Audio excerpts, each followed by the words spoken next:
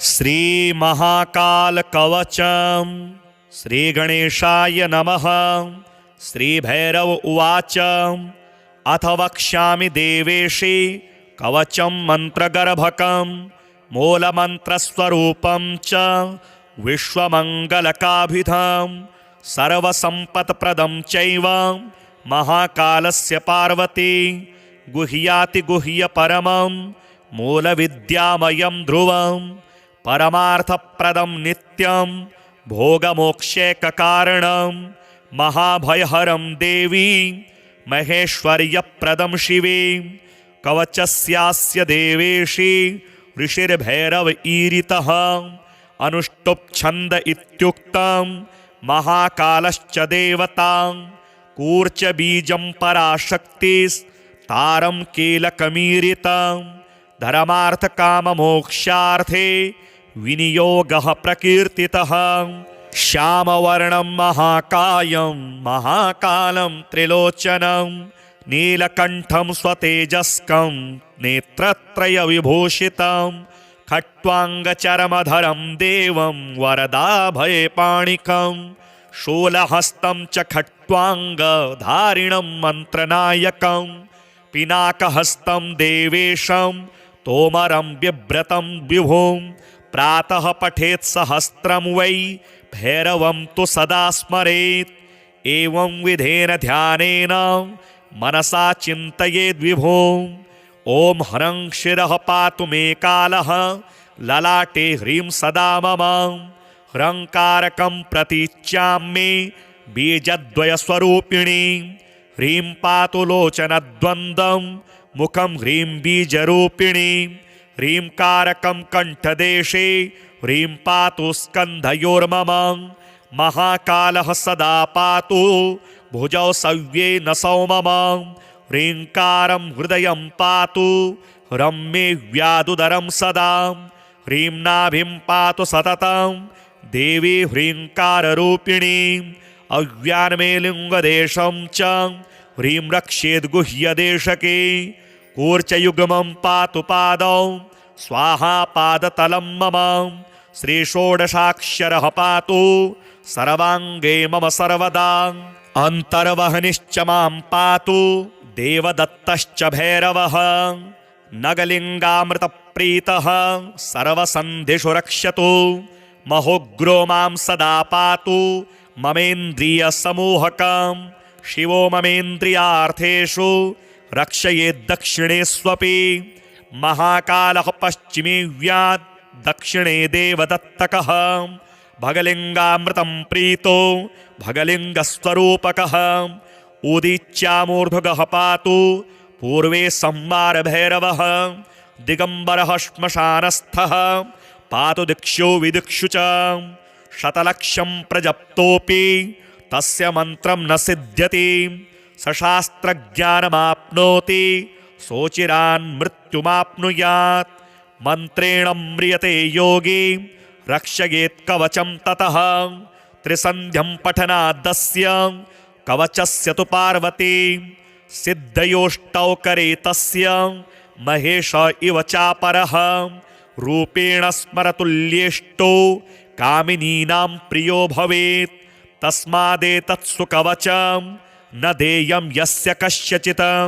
भक्तियुक्ताय शान्ताय दानशीलाय धीमते यो ददाति सुशिष्येभ्यो वश्ये तस्य जगद्भवे गुह्याद् गुह्यतरं गुह्यं महारुद्रेण भाषितं रवौ भूर्जे लिखेद्वरमां स्वयंभोः कुसुमस्त्रजां कुङ्कुमेनाष्टगन्धेन रक्तेन निजरेतसां धारयन्मूर्ध्नि वा बाहौ प्राप्नुयात् परमां गतिं धनकामो लभेद्वित्तं पुत्रकामो लभेत् प्रजां सर्वान् रिपून् रणे जित्वा कल्याणी गृहमाविशेत् यस्य कण्ठगतं तस्य करस्थाः सर्वसिद्धयः श्रीविश्वकवचं नाम कवचं न प्रकाशयेत् रहस्यातिरहस्यं च गोपनीयं स्वयोनिव। श्रीगणेशाय नमः। श्रीभैरव उवाच अथ वक्ष्यामि देवेशे कवचं मन्त्रगर्भकं मूलमन्त्रस्वरूपं च विश्वमङ्गलकाभिधं सर्वसम्पत्प्रदं चैव महाकालस्य पार्वती गुह्यातिगुह्यपरमं मूलविद्यामयं ध्रुवं परमार्थप्रदं नित्यं भोगमोक्षैककारणं महाभयहरं देवी महेश्वर्यप्रदं शिवे कवचस्यास्य देवेशी ऋषिर्भैरव ईरितः अनुष्टुप् छन्द इत्युक्तं महाकालश्च देवता कूर्च बीजं पराशक्तिस्तारं कीलकमीरितं धर्मार्थकाममोक्षार्थे विनियोगः प्रकीर्तितः श्यामवर्णं महाकायं महाकालं त्रिलोचनं नीलकण्ठं स्वतेजस्कं नेत्रत्रयविभूषितं खट्वाङ्गचरमधरं देवं वरदाभयपाणिकं शूलहस्तं च खट्वाङ्गधारिणं मन्त्रनायकं पिनाकहस्तं देवेशं तोमरं बिभ्रतं विभुं प्रातः पठेत् सहस्रं वै भैरवं तु सदा स्मरेत् एवं विधेन ध्यानेन मनसा चिन्तयेद्विभुम् ॐ ह्रं शिरः पातु मे कालः ललाटे ह्रीं सदा मम ह्रंकारकं प्रतीच्याम्ये बीजद्वयस्वरूपिणी ह्रीं पातु लोचनद्वन्द्वं मुखं ह्रीं बीजरूपिणी ह्रींकारकं कण्ठदेशे ह्रीं पातु स्कन्धयोर्मम महाकालः सदा पातु भुजौ सव्ये नसौ मम ह्रींकारं हृदयं पातु ह्रं मे व्यादुदरं सदा ह्रीं नाभिं पातु सततं देवी ह्रींकाररूपिणी अव्यान्मे लिङ्गदेशं च ह्रीं रक्षेद्गुह्यदेशके कूर्चयुग्मं पातु पादौ स्वाहा पादतलं मम श्रीषोडशाक्षरः पातु सर्वाङ्गे मम सर्वदा अन्तर्वहनिश्च मां पातु देवदत्तश्च भैरवः नगलिङ्गामृतप्रीतः सर्वसन्धिषु रक्षतु महोग्रो मां सदा पातु ममेन्द्रियसमूहकं शिवो ममेन्द्रियार्थेषु रक्षयेद्दक्षिणेष्वपि महाकालः पश्चिमे व्यात् दक्षिणे देवदत्तकः भगलिङ्गामृतं प्रीतो भगलिङ्गस्वरूपकः उदीच्यामूर्ध्वगः पातु पूर्वे संवारभैरवः दिगम्बरः श्मशानस्थः पातु दिक्षु विदिक्षु च शतलक्षं प्रजप्तोऽपि तस्य मन्त्रं न सिद्ध्यति सशास्त्रज्ञानमाप्नोति सोचिरान् मृत्युमाप्नुयात् मन्त्रेण म्रियते योगी रक्षयेत् कवचं ततः त्रिसन्ध्यं पठनादस्य कवचस्य तु पार्वती सिद्धयोष्टौ करे तस्य महेश इव चापरः रूपेण स्मरतुल्येष्टो कामिनीनां प्रियो भवेत् तस्मादेतत्सु कवचं न देयं यस्य कस्यचित् भक्तियुक्ताय शान्ताय दानशीलाय धीमते यो ददाति सुशिष्येभ्यो वश्ये तस्य जगद्भवे गुह्याद् गुह्यतरं गुह्यं महारुद्रेण भाषितं रवौ भूर्जे लिखेद्वरमां स्वयंभूः कुसुमस्त्रजां कुङ्कुमेनाष्टगन्धेन रक्तेन निजरेतसां धारयन्मूर्ध्नि वा बाहौ प्राप्नुयात् परमां गतिं धनकामो लभेद्वित्तं पुत्रकामो लभेत् प्रजां सर्वान् रिपून् रणे जित्वा कल्याणी गृहमाविशेत् यस्य कण्ठगतं तस्य करस्थाः सर्वसिद्धयः श्रीविश्वकवचं नाम कवचं न प्रकाशयेत् रहस्यातिरहस्यं च गोपनीयं स्वयोनिव। श्रीगणेशाय नमः। श्रीभैरव उवाच अथ वक्ष्यामि देवेशे कवचं मन्त्रगर्भकं मूलमन्त्रस्वरूपं च विश्वमङ्गलकाभिधं सर्वसम्पत्प्रदं चैव महाकालस्य पार्वती गुह्यातिगुह्यपरमं मूलविद्यामयं ध्रुवं परमार्थप्रदं नित्यं भोगमोक्षैककारणं महाभयहरं देवी महेश्वर्यप्रदं शिवे कवचस्यास्य देवेशी ऋषिर्भैरव ईरितः अनुष्टुप् छन्द इत्युक्तं महाकालश्च देवता कूर्च बीजं पराशक्तिस्तारं कीलकमीरितं धर्मार्थकाममोक्षार्थे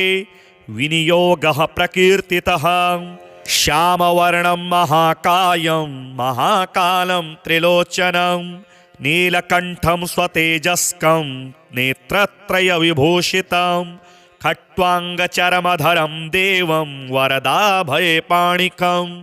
शूलहस्तं च खट्वाङ्गधारिणं मन्त्रनायकं पिनाकहस्तं देवेशं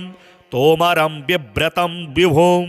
प्रातः पठेत् सहस्रं वै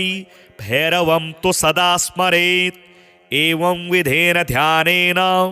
मनसा चिन्तयेद्विभुम् ॐ ह्रं शिरः पातु मे कालः ललाटे ह्रीं सदा मम ह्रंकारकं प्रतीच्यां बीजद्वयस्वरूपिणी ह्रीं पातु लोचनद्वन्द्वं मुखं ह्रीं बीजरूपिणी ह्रींकारकं कण्ठदेशे ह्रीं पातु स्कन्धयोर्मम महाकालः सदा पातु भुजौ सव्ये नसौ मम ह्रींकारं हृदयं पातु ह्रं मे व्यादुदरं सदा ह्रीं नाभिं पातु सततं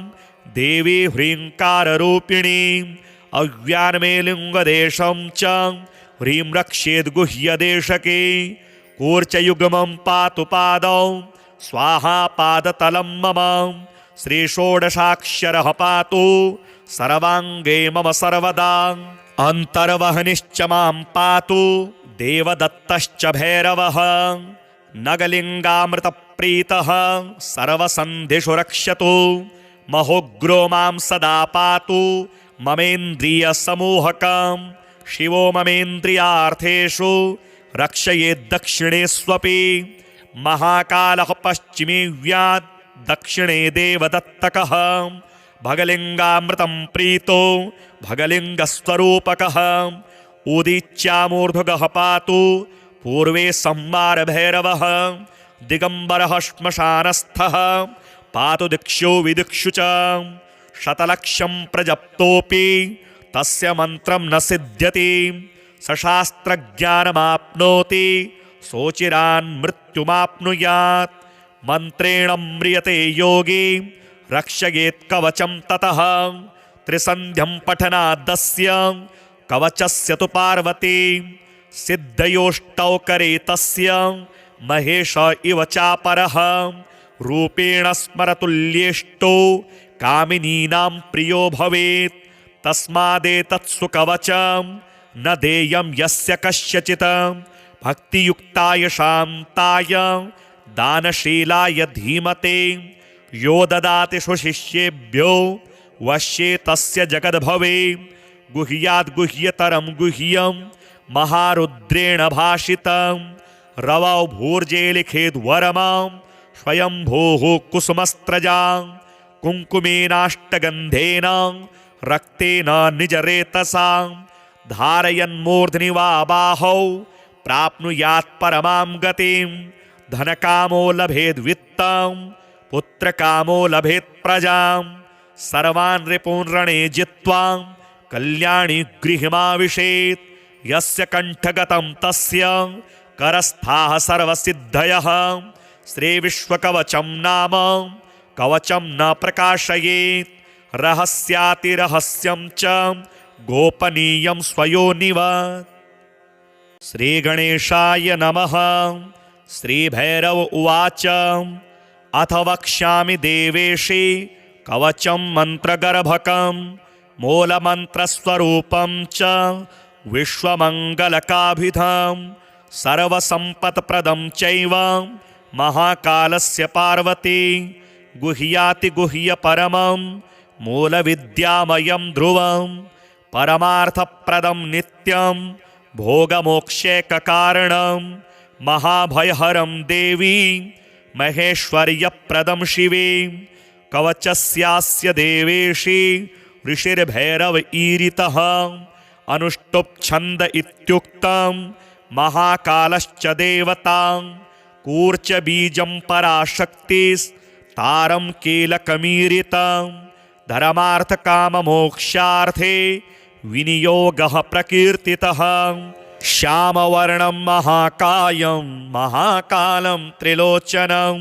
नीलकण्ठं स्वतेजस्कं नेत्रत्रयविभूषितं खट्वाङ्गचरमधरं देवं वरदाभयपाणिकं शूलहस्तं च खट्वाङ्गधारिणं मन्त्रनायकं पिनाकहस्तं देवेशं तोमरं बिभ्रतं विभुं प्रातः पठेत् सहस्रं वै भैरवं तु सदा स्मरेत् एवं विधेन ध्यानेन मनसा चिन्तयेद्विभुम् ॐ ह्रं शिरः पातु मे कालः ललाटे ह्रीं सदा मम ह्रंकारकं प्रतीच्यां बीजद्वयस्वरूपिणी ह्रीं पातु लोचनद्वन्द्वं मुखं ह्रीं बीजरूपिणी ह्रींकारकं कण्ठदेशे ह्रीं पातु स्कन्धयोर्मम महाकालः सदा पातु भुजौ सव्येन सौमम ह्रींकारं हृदयं पातु रम्ये व्यादुदरं सदा ह्रीं नाभिं पातु सततं देवी ह्रींकाररूपिणी अव्यान्मे लिङ्गदेशं च ह्रीं रक्षेद्गुह्यदेशके कूर्चयुग्मं पातु पादौ स्वाहा पादतलं मम श्रीषोडशाक्षरः पातु सर्वाङ्गे मम सर्वदा अन्तर्वहनिश्च मां पातु देवदत्तश्च भैरवः नगलिङ्गामृतप्रीतः सर्वसन्धिषु रक्षतु महोग्रो मां सदा पातु ममेन्द्रियसमूहकं शिवो ममेन्द्रियार्थेषु रक्षयेद्दक्षिणेष्वपि महाकालः पश्चिमे व्यात् दक्षिणे देवदत्तकः भगलिङ्गामृतं प्रीतो भगलिङ्गस्वरूपकः उदीच्यामूर्ध्वगः पातु पूर्वे संवारभैरवः दिगम्बरः श्मशानस्थः पातु दिक्षु विदिक्षु च शतलक्षं प्रजप्तोऽपि तस्य मन्त्रं न सिद्ध्यति सशास्त्रज्ञानमाप्नोति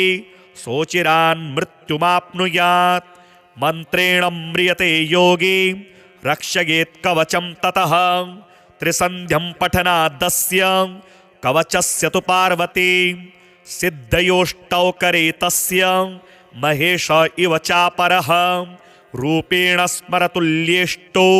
कामिनीनां प्रियो भवेत् तस्मादेतत्सु कवचं न देयं यस्य कस्यचित् भक्तियुक्ताय शान्ताय दानशीलाय धीमते यो ददाति शिष्येभ्यो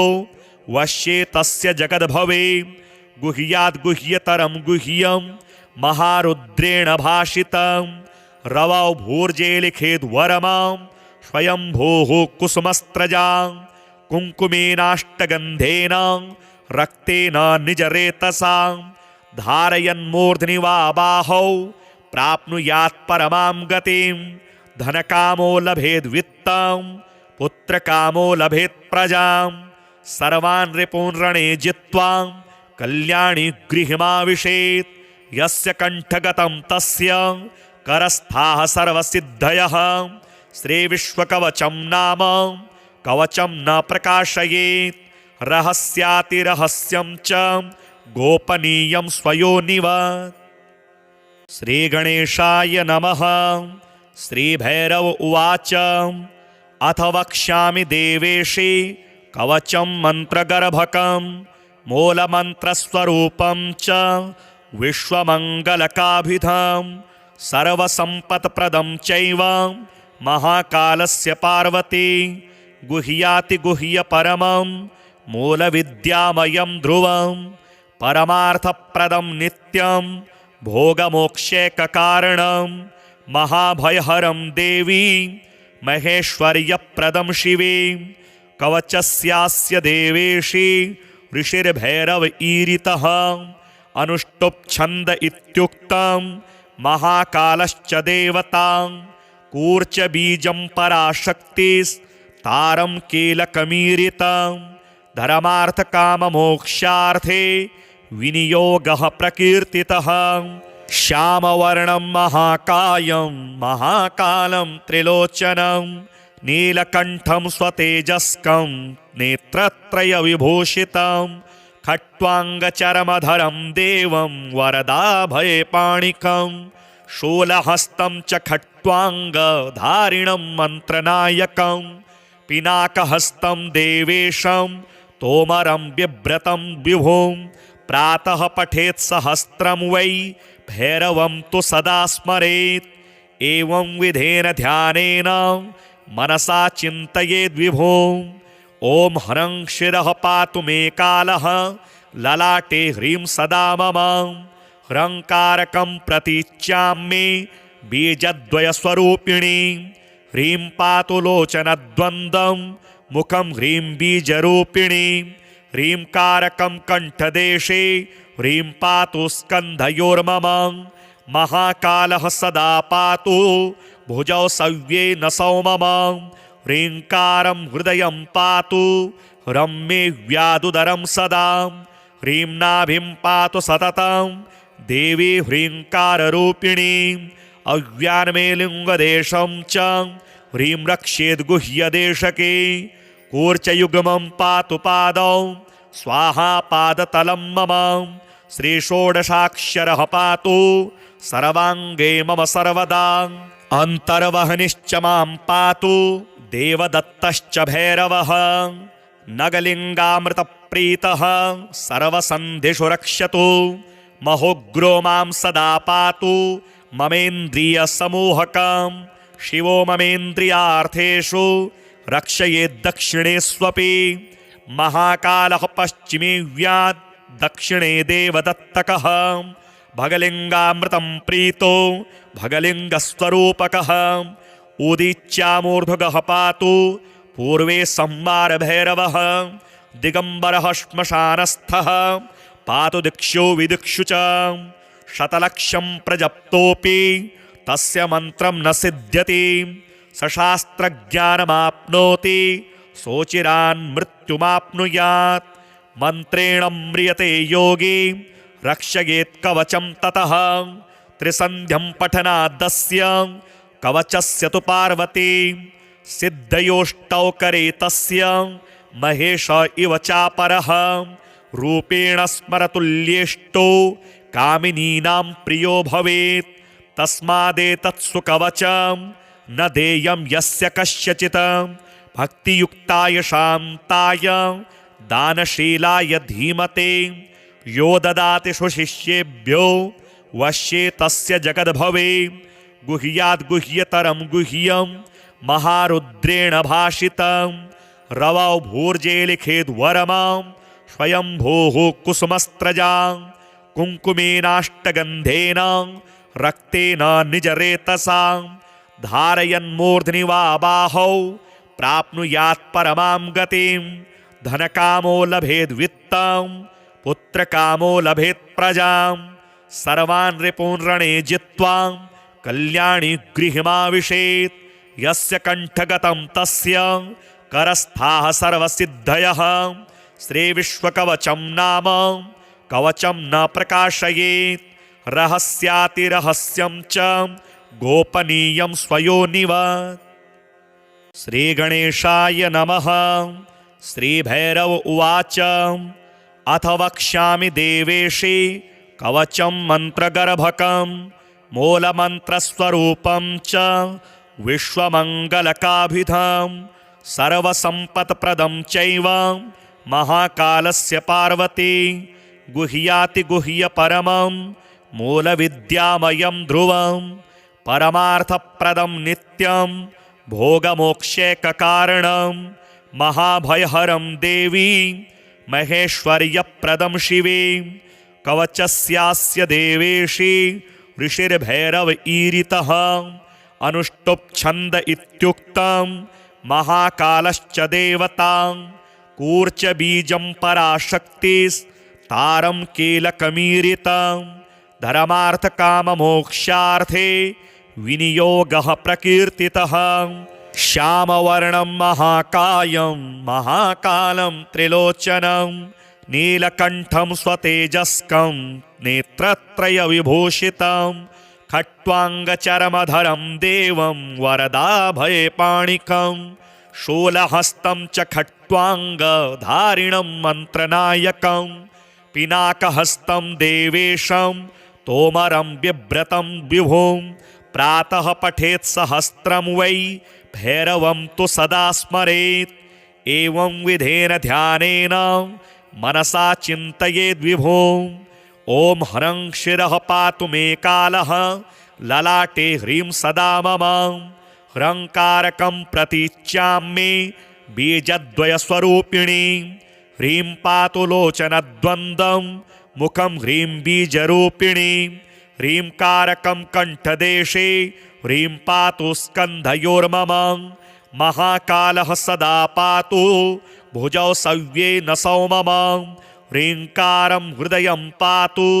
ह्रं मे व्यादुदरं सदा ह्रीं नाभिं पातु सततं देवी ह्रींकाररूपिणी अव्यान्मे लिङ्गदेशं च ह्रीं रक्षेद्गुह्यदेशके कूर्चयुग्मं पातु पादौ स्वाहा पादतलं मम श्रीषोडशाक्षरः पातु सर्वाङ्गे मम सर्वदा अन्तर्वहनिश्च मां पातु देवदत्तश्च भैरवः नगलिङ्गामृतप्रीतः सर्वसन्धिषु रक्षतु महोग्रो मां सदा पातु ममेन्द्रियसमूहकं शिवो ममेन्द्रियार्थेषु रक्षयेद्दक्षिणेष्वपि महाकालः पश्चिमे व्यात् दक्षिणे देवदत्तकः भगलिङ्गामृतं प्रीतो भगलिङ्गस्वरूपकः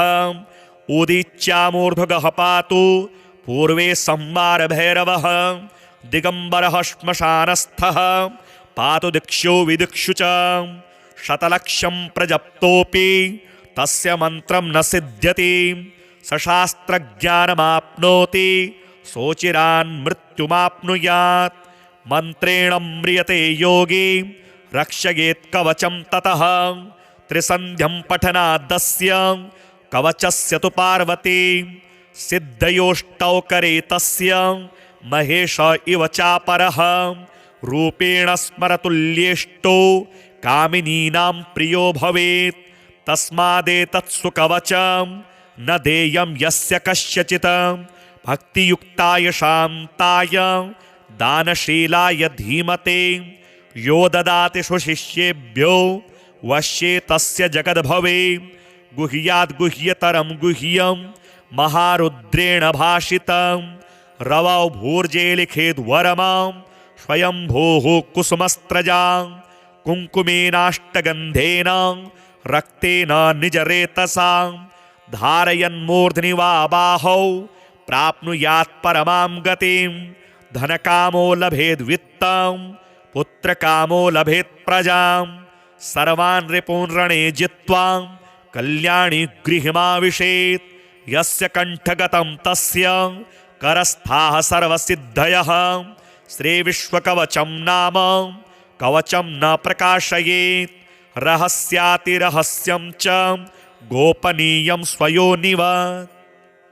श्रीगणेशाय नमः। श्रीभैरव उवाच अथ वक्ष्यामि देवेशे कवचं मन्त्रगर्भकं मूलमन्त्रस्वरूपं च विश्वमङ्गलकाभिधं सर्वसम्पत्प्रदं चैव महाकालस्य पार्वती गुह्यातिगुह्यपरमं मूलविद्यामयं ध्रुवं परमार्थप्रदं नित्यं भोगमोक्षैककारणं महाभयहरं देवी महेश्वर्यप्रदं शिवे कवचस्यास्य देवेशि ऋषिर्भैरव ईरितः अनुष्टुप् छन्द इत्युक्तं महाकालश्च देवता कूर्चबीजं पराशक्तिस्तारं कीलकमीरितं धर्मार्थकाममोक्षार्थे विनियोगः प्रकीर्तितः श्यामवर्णं महाकायं महाकालं त्रिलोचनं नीलकण्ठं स्वतेजस्कं नेत्रत्रयविभूषितं खट्वाङ्गचरमधरं देवं वरदाभयपाणिकं शूलहस्तं च खट्वाङ्गधारिणं मन्त्रनायकं पिनाकहस्तं देवेशं तोमरं बिभ्रतं विभुं प्रातः पठेत् सहस्रं वै भैरवं तु सदा स्मरेत् एवं विधेन ध्यानेन मनसा चिन्तयेद्विभुम् ॐ ह्रं शिरः पातु मे कालः ललाटे ह्रीं सदा मम ह्रंकारकं प्रतीच्याम्ये बीजद्वयस्वरूपिणी ह्रीं पातु लोचनद्वन्द्वं मुखं ह्रीं बीजरूपिणी ह्रीं कारकं कण्ठदेशे ह्रीं पातु स्कन्धयोर्मम महाकालः सदा पातु भुजौ सव्ये नसौ मम ह्रींकारं हृदयं पातु ह्रं मे व्यादुदरं सदा ह्रीं नाभिं पातु सततं देवी ह्रींकाररूपिणी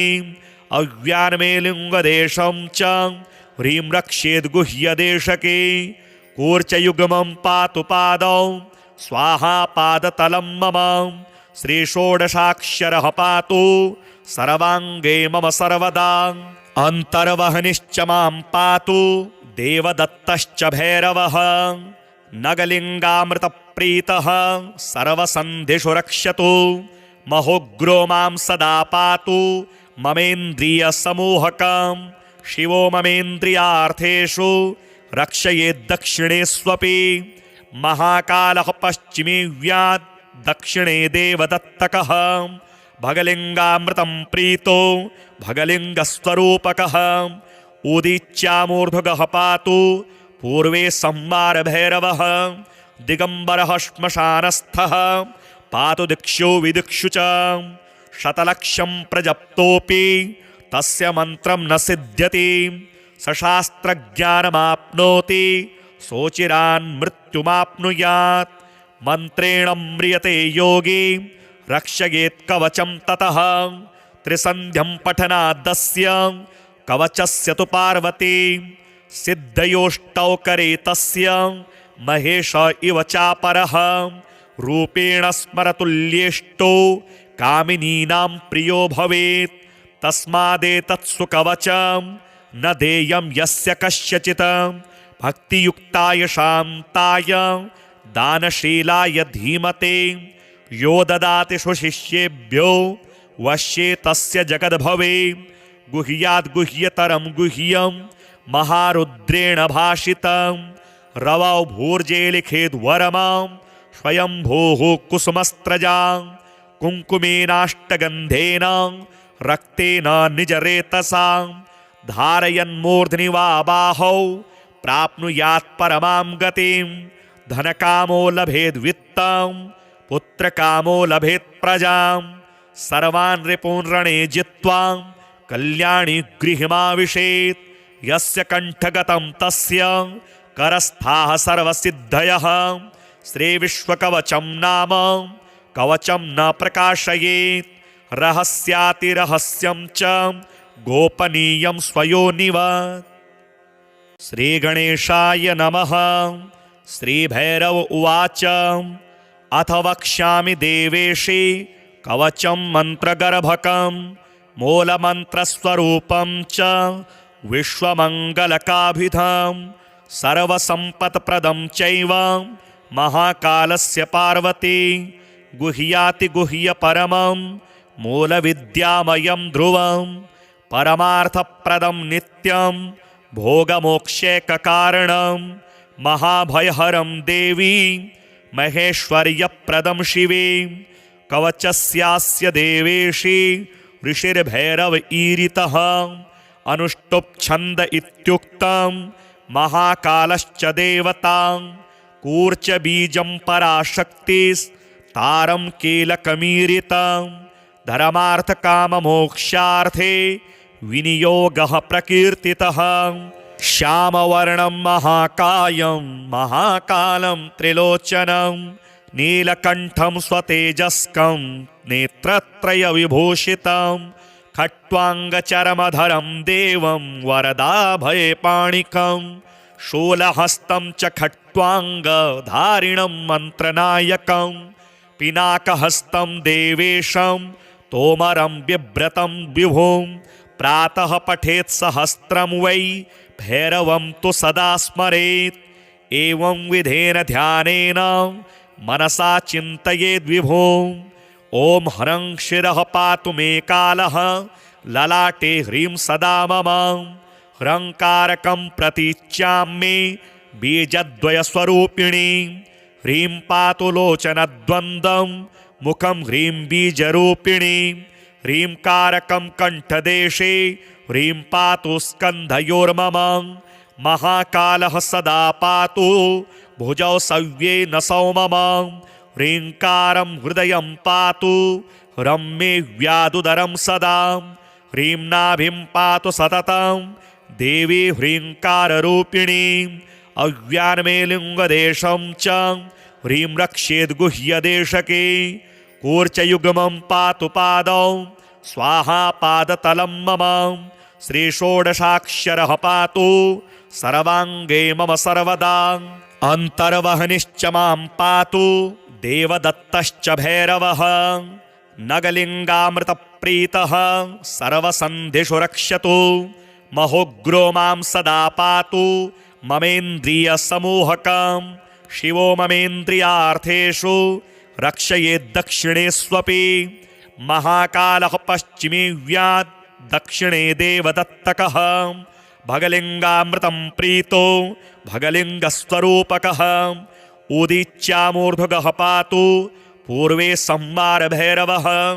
दिगम्बरः श्मशानस्थः पातु दिक्षु विदिक्षु च शतलक्षं प्रजप्तोऽपि तस्य मन्त्रं न सिद्ध्यति सशास्त्रज्ञानमाप्नोति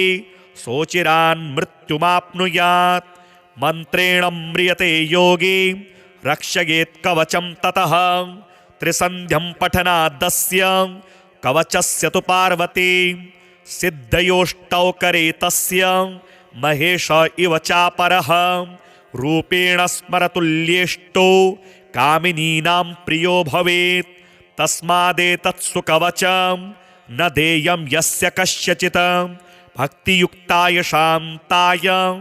दानशीलाय धीमते यो ददाति सुशिष्येभ्यो वश्ये तस्य जगद्भवे गुह्याद्गुह्यतरं गुह्यं महारुद्रेण भाषितं रवौ भूर्जे लिखेद्वरमां स्वयंभोः कुसुमस्त्रजां कुङ्कुमेनाष्टगन्धेन रक्तेन निजरेतसां धारयन्मूर्ध्नि वा बाहौ प्राप्नुयात् परमां गतिं धनकामो लभेद्वित्तं पुत्रकामो लभेत् प्रजां सर्वान् रिपून् रणे जित्वा कल्याणी गृहमाविशेत् यस्य कण्ठगतं तस्य करस्थाः सर्वसिद्धयः श्रीविश्वकवचं नाम कवचं न प्रकाशयेत् रहस्यातिरहस्यं च गोपनीयं स्वयोनिव। श्रीगणेशाय नमः। श्रीभैरव उवाच अथ वक्ष्यामि देवेशे कवचं मन्त्रगर्भकं मूलमन्त्रस्वरूपं च विश्वमङ्गलकाभिधं सर्वसम्पत्प्रदं चैव महाकालस्य पार्वती गुह्यातिगुह्यपरमं मूलविद्यामयं ध्रुवं परमार्थप्रदं नित्यं भोगमोक्षैककारणं महाभयहरं देवी महेश्वर्यप्रदं शिवे कवचस्यास्य देवेशि ऋषिर्भैरव ईरितः अनुष्टुप् छन्द इत्युक्तं महाकालश्च देवता कूर्चबीजं पराशक्तिस्तारं कीलकमीरितं धर्मार्थकाममोक्षार्थे विनियोगः प्रकीर्तितः श्यामवर्णं महाकायं महाकालं त्रिलोचनं नीलकण्ठं स्वतेजस्कं नेत्रत्रयविभूषितं खट्वाङ्गचरमधरं देवं वरदाभयपाणिकं शूलहस्तं च खट्वाङ्गधारिणं मन्त्रनायकं पिनाकहस्तं देवेशं तोमरं बिभ्रतं विभुं प्रातः पठेत् सहस्रं वै भैरवं तु सदा स्मरेत् एवं विधेन ध्यानेन मनसा चिन्तयेद्विभुम् ॐ ह्रं शिरः पातु मे कालः ललाटे ह्रीं सदा मम ह्रंकारकं प्रतीच्याम्ये बीजद्वयस्वरूपिणी ह्रीं पातु लोचनद्वन्द्वं मुखं ह्रीं बीजरूपिणी ह्रींकारकं कण्ठदेशे ह्रीं पातु स्कन्धयोर्मम महाकालः सदा पातु भुजौ सव्ये नसौ मम ह्रींकारं हृदयं पातु ह्रं व्यादुदरं सदा ह्रीं नाभिं पातु सततं देवी ह्रींकाररूपिणी अव्यान्मे लिङ्गदेशं च ह्रीं रक्षेद्गुह्यदेशके कूर्चयुग्मं पातु पादौ स्वाहा पादतलं मम श्रीषोडशाक्षरः पातु सर्वाङ्गे मम सर्वदा अन्तर्वहनिश्च मां पातु देवदत्तश्च भैरवः नगलिङ्गामृतप्रीतः सर्वसन्धिषु रक्षतु महोग्रो मां सदा पातु ममेन्द्रियसमूहकं शिवो ममेन्द्रियार्थेषु रक्षयेद्दक्षिणेष्वपि महाकालः पश्चिमे व्यात् दक्षिणे देवदत्तकः भगलिङ्गामृतं प्रीतो भगलिङ्गस्वरूपकः उदीच्यामूर्ध्वगः पातु पूर्वे संवारभैरवः दिगम्बरः श्मशानस्थः पातु दिक्षु विदिक्षु च शतलक्षं प्रजप्तोऽपि तस्य मन्त्रं न सिद्ध्यति सशास्त्रज्ञानमाप्नोति सोचिरान् मृत्युमाप्नुयात् मन्त्रेण म्रियते योगी रक्षयेत् कवचं ततः त्रिसन्ध्यं पठनादस्य कवचस्य तु पार्वती सिद्धयोष्टौ करे तस्य महेश इव चापरः रूपेण स्मरतुल्येष्टो कामिनीनां प्रियो भवेत् तस्मादेतत्सु कवचं न देयं यस्य कस्यचित् भक्तियुक्ताय शान्ताय दानशीलाय धीमते यो ददाति शिष्येभ्यो वश्ये तस्य जगद्भवे गुह्याद्गुह्यतरं गुह्यं महारुद्रेण भाषितं रवौ भूर्जे लिखेद्वरमां स्वयंभूः कुसुमस्त्रजां कुङ्कुमेनाष्टगन्धेन रक्तेन निजरेतसां धारयन्मूर्ध्नि वा बाहौ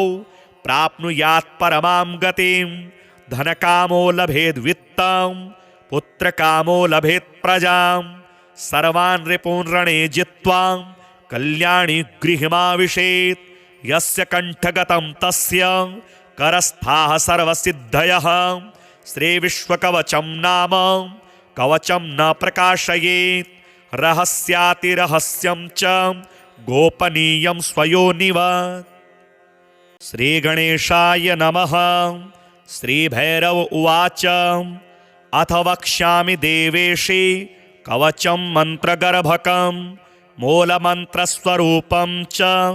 विश्वमङ्गलकाभिधं सर्वसम्पत्प्रदं चैव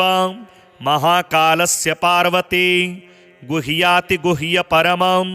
मूलविद्यामयं ध्रुवं परमार्थप्रदं नित्यं भोगमोक्षैककारणं महाभयहरं देवी महेश्वर्यप्रदं शिवे कवचस्यास्य देवेशे ऋषिर्भैरव ईरितः अनुष्टुप् इत्युक्तं महाकालश्च देवता कूर्चबीजं पराशक्तिस्तारं कीलकमीरितं धर्मार्थकाममोक्षार्थे विनियोगः प्रकीर्तितः श्यामवर्णं महाकायं महाकालं त्रिलोचनं नीलकण्ठं स्वतेजस्कं नेत्रत्रयविभूषितं खट्वाङ्गचरमधरं देवं वरदाभयपाणिकं शूलहस्तं च खट्वाङ्गधारिणं मन्त्रनायकं पिनाकहस्तं देवेशं तोमरं बिभ्रतं विभुं प्रातः पठेत् सहस्रं वै भैरवं तु सदा स्मरेत् एवं विधेन ध्यानेन मनसा चिन्तयेद्विभुम् ॐ ह्रं शिरः पातु मे कालः ललाटे ह्रीं सदा मम ह्रंकारकं प्रतीच्याम्ये बीजद्वयस्वरूपिणी ह्रीं पातु लोचनद्वन्द्वं मुखं ह्रीं बीजरूपिणी ह्रीं कारकं कण्ठदेशे ह्रीं पातु स्कन्धयोर्मम महाकालः सदा पातु भुजौ सव्ये नसौ मम ह्रीङ्कारं हृदयं पातु ह्रं मे व्यादुदरं सदा ह्रीं नाभिं पातु सततं देवी ह्रीङ्काररूपिणी अव्यान्मे लिङ्गदेशं च ह्रीं रक्षेद्गुह्यदेशके कूर्चयुग्मं पातु पादौ स्वाहा पादतलं मम श्रीषोडशाक्षरः पातु सर्वाङ्गे मम सर्वदा अन्तर्वहनिश्च मां पातु देवदत्तश्च भैरवः नगलिङ्गामृतप्रीतः सर्वसन्धिषु रक्षतु महोग्रो मां सदा पातु ममेन्द्रियसमूहकं शिवो ममेन्द्रियार्थेषु रक्षयेद्दक्षिणेष्वपि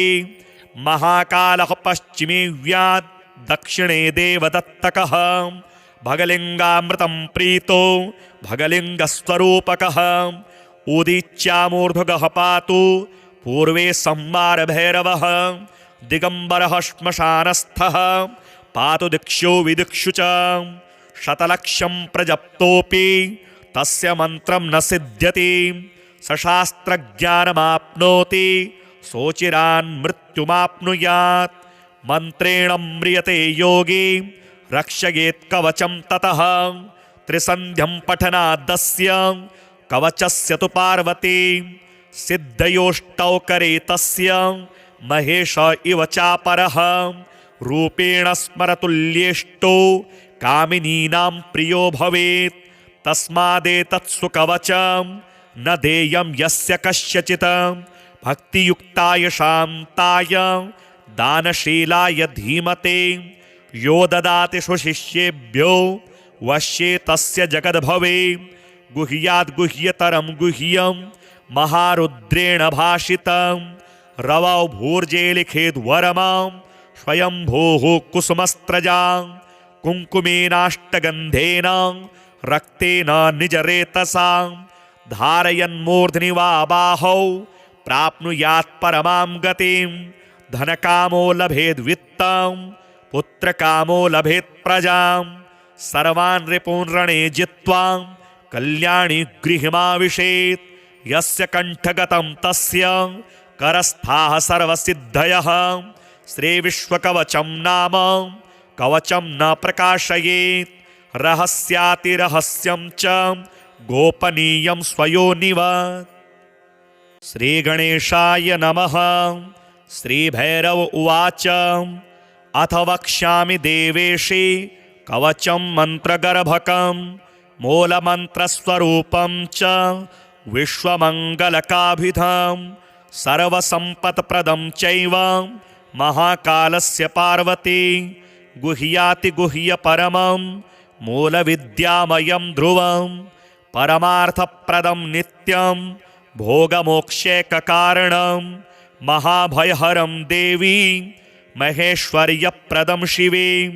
कवचस्यास्य देवेशी ऋषिर्भैरव ईरितः अनुष्टुप् छन्द इत्युक्तं महाकालश्च देवता कूर्चबीजं पराशक्तिस्तारं कीलकमीरितं धर्मार्थकाममोक्षार्थे विनियोगः प्रकीर्तितः श्यामवर्णं महाकायं महाकालं त्रिलोचनं नीलकण्ठं स्वतेजस्कं नेत्रत्रयविभूषितं खट्वाङ्गचरमधरं देवं वरदाभयपाणिकं शूलहस्तं च खट्वाङ्गधारिणं मन्त्रनायकं पिनाकहस्तं देवेशं तोमरं बिभ्रतं विभुं प्रातः पठेत् सहस्रं वै भैरवं तु सदा स्मरेत् एवं विधेन ध्यानेन मनसा चिन्तयेद्विभुम् ॐ ह्रं शिरः पातु मे कालः ललाटे ह्रीं सदा मम ह्रंकारकं प्रतीच्याम्ये बीजद्वयस्वरूपिणी ह्रीं पातु लोचनद्वन्द्वं मुखं ह्रीं बीजरूपिणी ह्रींकारकं कण्ठदेशे ह्रीं पातु स्कन्धयोर्मम महाकालः सदा पातु भुजौ सव्ये नसौ मम ह्रींकारं हृदयं पातु ह्रं मे व्यादुदरं सदा ह्रीं नाभिं पातु सततं देवी ह्रींकाररूपिणी अव्यान्मे लिङ्गदेशं च ह्रीं रक्षेद्गुह्यदेशके कूर्चयुग्मं पातु पादौ स्वाहा पादतलं मम श्रीषोडशाक्षरः पातु सर्वाङ्गे मम सर्वदा अन्तर्वहनिश्च मां पातु देवदत्तश्च भैरवः नगलिङ्गामृतप्रीतः सर्वसन्धिषु रक्षतु महोग्रो मां सदा पातु ममेन्द्रियसमूहकं शिवो ममेन्द्रियार्थेषु रक्षयेद्दक्षिणेष्वपि महाकालः पश्चिमे व्यात् दक्षिणे देवदत्तकः भगलिङ्गामृतं प्रीतो भगलिङ्गस्वरूपकः उदीच्यामूर्ध्वगः पातु पूर्वे संवारभैरवः दिगम्बरः श्मशानस्थः पातु दिक्षु विदिक्षु च शतलक्षं प्रजप्तोऽपि तस्य मन्त्रं न सिद्ध्यति सशास्त्रज्ञानमाप्नोति सोचिरान् मृत्युमाप्नुयात् मन्त्रेण म्रियते योगी रक्षयेत् कवचं ततः त्रिसन्ध्यं पठनादस्य कवचस्य तु पार्वती सिद्धयोष्टौ करे तस्य महेश इव चापरः रूपेण स्मरतुल्येष्टो कामिनीनां प्रियो भवेत् तस्मादेतत्सु कवचं न देयं यस्य कस्यचित् भक्तियुक्ताय शान्ताय दानशीलाय धीमते यो ददाति सुशिष्येभ्यो वश्ये तस्य जगद्भवे गुह्याद् गुह्यतरं गुह्यं महारुद्रेण भाषितं रवौ भूर्जे लिखेद्वरमां स्वयंभोः कुसुमस्त्रजां कुङ्कुमेनाष्टगन्धेन रक्तेन निजरेतसा धारयन्मूर्ध्नि वा बाहौ प्राप्नुयात् परमां गतिं धनकामो लभेद्वित्तं पुत्रकामो लभेत् प्रजां सर्वान् रिपून् रणे जित्वा कल्याणी गृहमाविशेत् यस्य कण्ठगतं तस्य करस्थाः सर्वसिद्धयः श्रीविश्वकवचं नाम कवचं न प्रकाशयेत् रहस्यातिरहस्यं च गोपनीयं स्वयोनिवत्।